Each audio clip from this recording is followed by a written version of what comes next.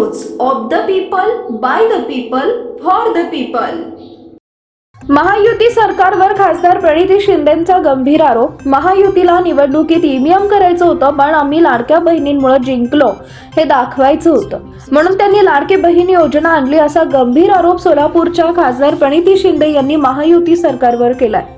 सोलापूर लोकसभा मतदारसंघातील 4 गावातील पाणी प्रश्न सोडवण्यासाठी खासदार प्रणिती शिंदे यांच्याकडून नवीन योजना जाहीर करण्यात आली आहे। लोक चळवळीतून ही योजना सुरू करण्यात येणार आहे, त्याची माहिती देण्यासाठी खासदार शिंदे यांनी सोलापूरमध्ये पत्रकार परिषद घेतली।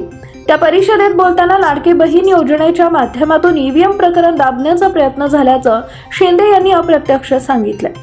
प्रणिती शिंदे म्हणाल्या, राज्य सरकारकडे आता इतर योजनांसाठी पैसेच नाहीत, कारण सगळे पैसे मुख्यमंत्री लाडकी बहीण योजनेवर वापरल्यात। सरकारची तिजोरी रिकामी झाली आहे। आता 9 लाख लाडक्या बहिणींना योजनेतून काढलं जाणार आहे। महापालिकेतील प्रशासकांच्या सातत्यानं बदल्या होत आहेत, त्यामुळे कामं होत नाहीयेत। महानगरपालिका निवडणूक लवकरात लवकर झाल्या पाहिजेत, सर्व काही सुरळीत होईल असा दावा प्रणिती शिंदे यांनी केलाय। पीपल न्यूज पाहण्यासाठी चॅनलला सबस्क्राईब करा व बेल आयकॉनला प्रेस करा।